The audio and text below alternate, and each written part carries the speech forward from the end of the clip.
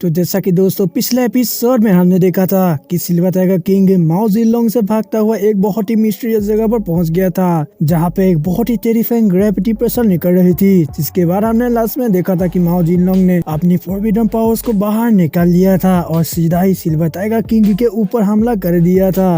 अब आगे तो नेक्स्ट एपिसोड की शुरुआत बिल्कुल उसी सीन से शुरू होता है, जहाँ पे माओ जिनलोंग अपनी फॉरबिडन पावर्स को बाहर निकालता हुआ सिल्वर टाइगर किंग के ऊपर अटैक करने आ रहा होता है। यह देखकर सिल्वर टाइगर किंग भी अपनी पावर्स को बाहर निकाल देता है और माओ जिनलोंग से कहता है कि तुम्हारा अटैक बहुत ही कमजोर है, मैं दिखाता हूँ कि तुम्हें आखिर एक टाइगर की रियल पावर क्या होती है। ये कहकर सिल्वर टाइगर किंग अपनी टाइगर स्पिरिट को बाहर निकाल कर माओ जिनलोंग के ऊपर अटैक कर देता है, जिसकी वजह से उन लोगों के अटैक्स आपस में टकरा जाते हैं और उनके अटैक्स आपस में टकराने की इम्पैक्ट से वो दोनों ही थोड़े थोड़े पीछे खिसक गए थे। सिल्वर टाइगर किंग माओ जिनलोंग का मजाक उड़ाता है, उससे कहता है कि मैं भी देखता हूँ कि आखिर तुम्हारा पर्पल किंसी रियलम के मिड स्टेज की पावर आखिर कितना स्ट्रॉन्ग है। वही आप सिल्वर टाइगर किंग की पावर देखकर इधर माओ जिनलोंग शॉक्ड होता है और मन ही मन खुद से ही कहता है कि मैंने कभी भी नहीं सुना है कि एक ब्लू डा मार्शल रियलम का बंदा एक पर्पल किंसी रियलम के बंदे को चैलेंज करे। और इसके साथ मैं तो अभी पर्पल किंसी रियलम के मिड स्टेज पर हूँ, जिसकी वजह से मैं अपनी 60% पावर्स का ही यूज करके एक ब्लू डा मार्शल रियलम के बंदे को आसानी से मसल सकता हूँ। लेकिन मैंने उस अटैक में अपनी फुल स्ट्रेंथ का भी यूज किया था, मगर इससे सिल्वर टाइगर किंग को कुछ भी नहीं हुआ।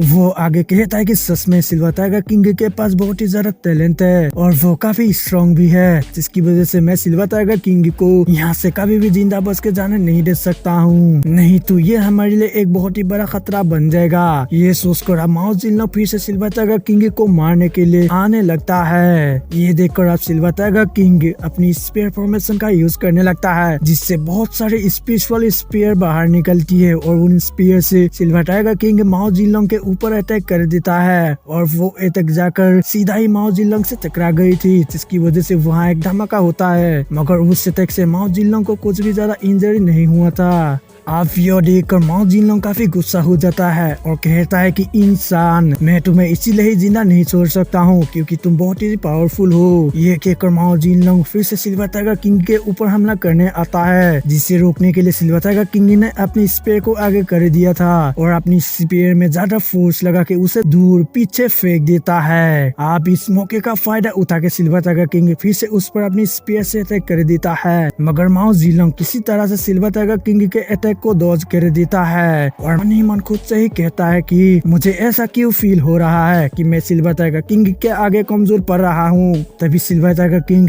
जंप करके उस बड़े से डार्ट के ऊपर चढ़ जाता है और यहाँ से माओ जिनलोंग से कहने लगता है कि मेरे पास और टाइम नहीं है तुम्हारे साथ खेलने के लिए, क्योंकि मुझे ये डार्ट चाहिए। ये कहकर सिल्वर टाइगर किंग उस छोटे डार्ट को बाहर निकाल देता है और अपनी टाइगर स्पिरिट को बाहर शो करके वहाँ से चला जाता है। वही इधर माओ जिनलोंग के पास उसके आदमी पहुंच गए थे और उससे पूछता है कि बॉस, क्या हमें उसका पीछा करना चाहिए। इस पर माओ जिनलोंग उससे कहने लगता है हमें जल्द से जल्द ये बार हमारे 50 यंग मास्टर यानी कि यू लियांग को बताना होगा और हम सिल्वर टाइगर किंग को अकेले नहीं पकड़ पाएंगे, इसके लिए हमें और भी लोगों की जरूरत होगी। इधर अब सिल्वर टाइगर किंग वो डार्ट लेकर उसी गुफा में पहुंच गया था जहाँ पे गाओ जी मौजूद था। वो आप खुश होते हुए गाओ जी को वो डार्ट दिखाता है और बताता है कि आज मैंने बहुत ही बड़ा काम किया है क्योंकि मुझे ये टाइगर बीस्ट का डार्ट मिला है। आप उस डार्ट को देखकर गाओ जी बहुत ही ज्यादा शॉक्ड हो जाता है और कहता है कि इस डार्ट में से तो बहुत ही टेरिफाइंग फोर्स निकल रहा है, आखिर ये कैसे हो सकता है। और इस डार्ट से जितनी टेरिफाइंग फोर्स निकल रहा है उतना तो हमारे दिन की भी नहीं होगी। सिल्वर टाइगर किंग कहता है कि मुझे लगता है कि ये डार्ट एक लेवल 6 के टाइगर बीस्ट की हो सकती है। इस पर गाओ जी कहता है कि हाँ बिल्कुल, तभी तो इसमें से इतना ज्यादा टेरिफाइंग फोर्स निकल रहा है। गाओ जी आगे बताता है कि लेवल 6 के बीस्ट की पावर एक गोल्डन मार्शल गॉड जितनी होती है। दोस्तों यहाँ मैं आप सभी को बता दूं कि गोल्डन मार्शल गॉड का मतलब है कि ये इस सीरीज का गॉड लेवल है, मतलब कि गॉड रियलम है जो कि सबसे पावरफुल होता है। गाओ जी आप सिल्वर टाइगर किंग से कहता है कि तुम इस डिफरेंट प्रेशर वाले डार्ट को अपने हाथ में होल्ड कर पा रहे हो, ये तो एक बहुत ही बड़ी बात है। गाओ जी आप खुश होते हुए कहता है कि मैं बहुत ही ज्यादा खुश हूँ और कॉन्फिडेंट भी हूँ कि तुम इस डार्ट की मदद से फ्यूचर में जाकर एक गोल्डन मार्शल गार्ड बनोगे। वो आगे बताता है कि मुझे आज भी याद है कि आज से 30 साल पहले दीन के पास भी गोल्डन मार्शल गार्ड बनने का एक मौका था, लेकिन उनके पास मार्शल गार्ड बनने के लिए कोई भी एक्सटर्नल हेल्प जैसे कि ट्रेजर वगैरह वो नहीं था। गोल्डन मार्शल गार्ड की पावर्स को समझ नहीं पाए, इसीलिए वो ब्रेक थ्रू भी नहीं कर पाए। ये कहकर गाओजी थोड़ा सा उदास हो जाता है। गाओजी कहता है कि ये दांत हमारे लिए बहुत ही इम्पोर्टेंट है, क्योंकि लेवल 6 का बीस्ट आज से 150 साल पहले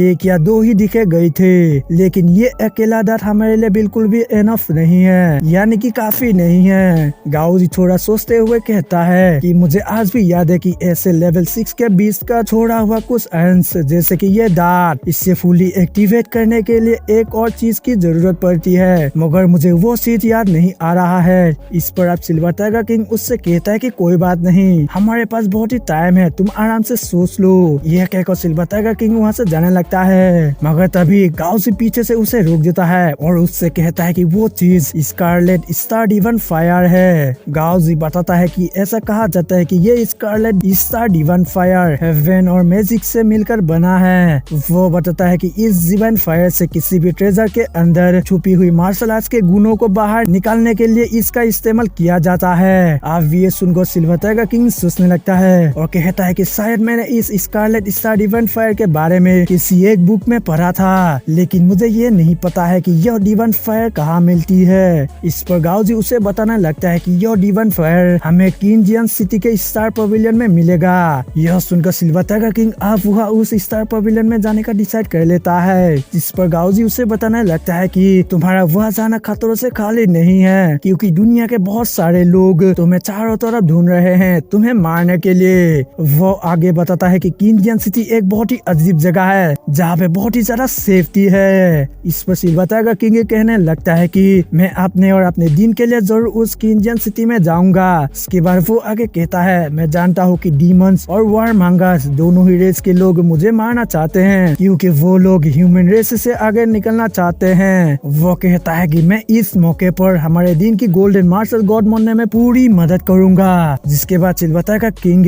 उस दांत को देखते हुए कहने लगता है कि इस टाइगर बीस्ट के दांत को रखने के लिए बहुत सारी स्पिरिचुअल पावर की जरूरत होती है, जिसकी वजह से मैं इसे अपने साथ नहीं ले जा सकता हूँ, इसलिए मैं इसे यहीं जमीन पर गाड़ दूंगा। सिल्वर टाइगर किंग आप जमीन पर गड्ढा खोदकर उस दांत को गाड़ने लगता है। गाओजी आप सिल्वर टाइगर किंग को बताता है कि किंजियन सिटी बाकी सिटी से काफी अलग है, इसलिए तुम वहाँ किसी से भी फाइट मत करना और खासकर तुम जाओ हैंडिया से बिल्कुल भी मत लड़ना, और इसके साथ साथ तुम्हें उस सिटी के सभी रूल्स को भी मानना पड़ेगा। सिल्वर टाइगर किंग आप उस किंजियन सिटी के लिए निकल पड़ता है और दोस्त एपिसोड खत्म हो जाता है।